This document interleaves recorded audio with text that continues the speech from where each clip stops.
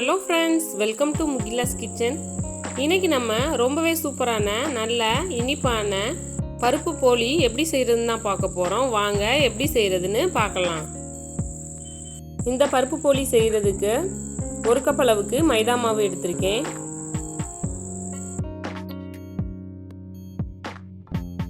கொஞ்சமாக உப்பு ஆட் பண்ணிக்கலாம்.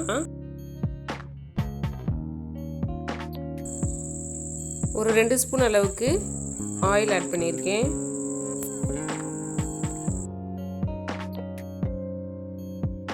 இப்போ கொஞ்சம் கொஞ்சமாக தண்ணி சேர்த்து நல்லா பிசைஞ்சுக்கணும்.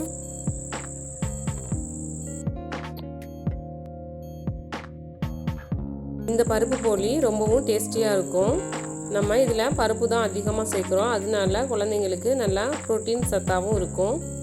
நான் இன்றைக்கி மைதா மாவில் செஞ்சுருக்கேன். மைதா மாவு வேண்டாம்னு நினைக்கிறவங்க கோதுமை மாவில் கூட இதே மாதிரி மெத்தடில் செய்யலாம். நல்ல ஹெல்த்தியானது. இப்போ ஒரு 1/4 ஸ்பூன் அளவுக்கு மஞ்சள் தூள் சேர்த்துருக்கேன். இதையும் சேர்த்து நல்லா பிசைஞ்சு எடுத்துக்கணும்.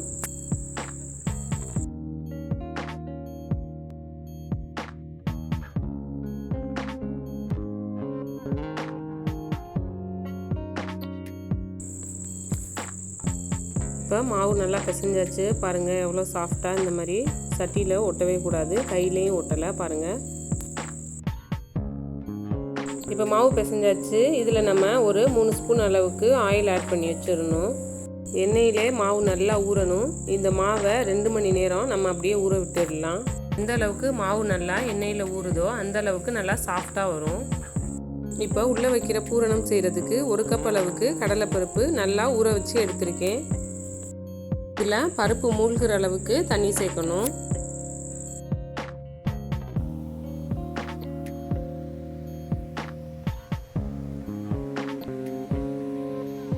இப்போ நம்ம குக்கர் வச்சு 3 விசில் அளவுக்கு வேக வச்சிடலாம்.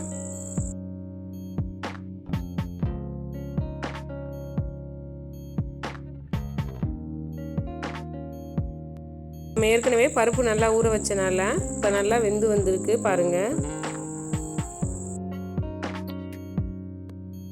பருப்பு நல்லா வெந்து வந்திருக்கு. இதை நம்ம ஒரு கரண்டி வச்சு இந்த மாதிரி நல்லா மிக்ஸ் பண்ணி விட்டுடலாம்.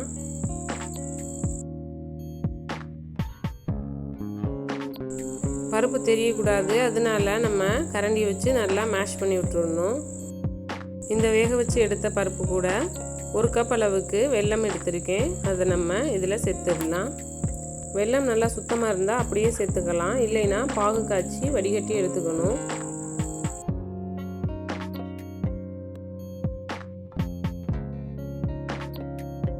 நல்லா கலந்து விட்டுடலாம். இதில் 1/4 ஸ்பூன் அளவுக்கு ஏலக்காய் தூள் சேர்த்துருக்கேன். ஒரு 1/4 கப் அளவுக்கு துருவி எடுத்த தேங்காய் சேர்த்துருக்கேன்.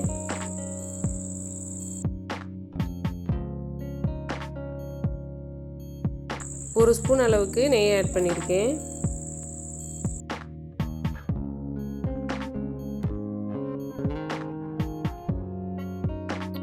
இப்போ எல்லாத்தையும் சேர்த்து நல்லா மிக்ஸ் பண்ணி விட்டுடணும். நல்லா அடுப்பில் வச்சு கிளறி விட்டுக்கிட்டே இருக்கணும். வெல்லம் சேர்த்தோடனே கொஞ்சம் லிக்விட் ஆகும். நம்ம நல்லா கிளறி விட்டுகிட்டே இருக்கணும் கெட்டியாகிற வரை. இப்போ நல்லா கெட்டியாகிடுச்சு, பூரணம் ரெடி ஆகிடுச்சு. நம்ம நல்லா ஆற விட்டு உருண்டை பிடிச்சி எடுத்துக்கணும். இப்போ மாவு நல்லா 2 ஹவர்ஸ்க்கு மேலே நல்லா ஊறிடுச்சு. பாருங்கள் எவ்வளோ சாஃப்டாக இருக்குன்னு பாருங்கள். சின்ன உருண்டையாக உருட்டி எடுத்துக்கணும். வாழை இலையில் நல்லா நெய் தடவி வச்சுருக்கேன்.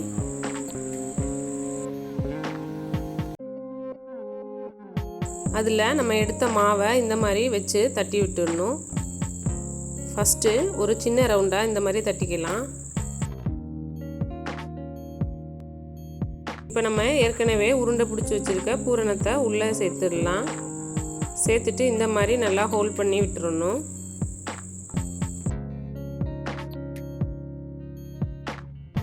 இந்த மாதிரி ஹோல்ட் பண்ணிவிட்டு மிச்சம் இருக்க மாவை தனியாக எடுத்துடலாம்.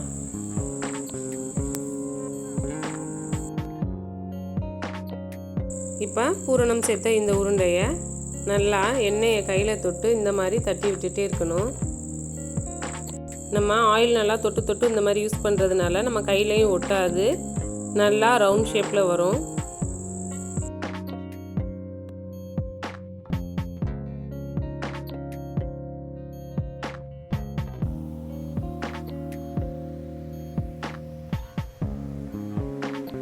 இந்த மாதிரி எல்லா பக்கமும் ஈவனாக இருக்க மாதிரி கையை வச்சே தட்டி விட்டுடணும். பாருங்கள் எவ்வளோ அகலமாக வந்துருக்குன்னு பாருங்கள்.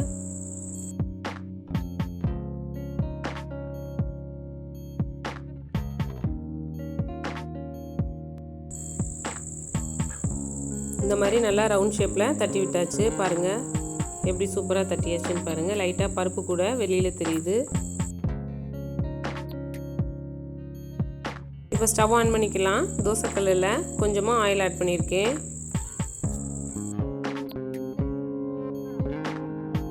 இப்போ நம்ம இலையில் தட்டி வச்சுருந்த போலியை இந்த மாதிரி தோசைக்கல்லில் சேர்த்துடலாம். பாருங்கள், ஸ்டவ்வை மீடியம் ஃப்ளேமில் வச்சு 2 பக்கமும் நல்லா திருப்பி திருப்பி விட்டுடணும். நம்ம ஏற்கனவே நிறைய ஆயில் சேர்த்து மிக்ஸ் பண்ணி பிசைஞ்சிருக்கிறதுனால நான் இப்போ ரொம்ப ஆயில் சேர்க்கலை.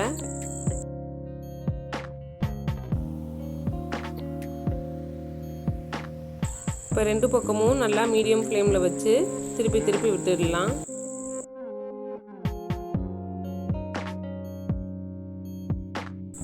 இப்போ 2 பக்கமும் ஓரளவுக்கு வெந்த உடனேயே நம்ம எடுத்துடலாம்.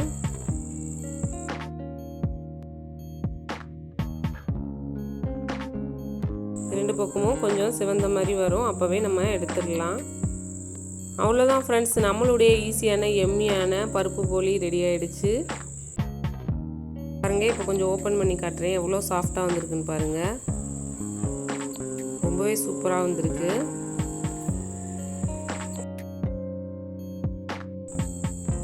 நம்ம ஈவினிங் டைமில் குழந்தைங்களுக்கு செஞ்சு கொடுக்கலாம், நல்லா டேஸ்டியாக இருக்கும். இந்த பருப்பு போலி ரெசிபியை நீங்களும் ட்ரை பண்ணி பாருங்கள், ரொம்பவே டேஸ்டியாக இருக்கும். ட்ரை பண்ணி பார்த்துட்டு கமெண்ட் பாக்ஸில் கமெண்ட் போடுங்க. இந்த வீடியோ உங்களுக்கு பிடிச்சிருந்துச்சுன்னா உங்கள் ஃப்ரெண்ட்ஸ்க்கெல்லாம் ஷேர் பண்ணுங்கள். நம்ம சேனலை புதுசாக பார்க்குறவங்களா இருந்தால் மறக்காமல் முகிலாஸ் கிச்சன் சேனலை சப்ஸ்கிரைப் பண்ணுங்கள். லைக் பண்ணுங்கள், ஷேர் பண்ணுங்கள், கமெண்ட் பண்ணுங்கள். தேங்க்யூ. தேங்க்ஸ் ஃபார் வாட்சிங்.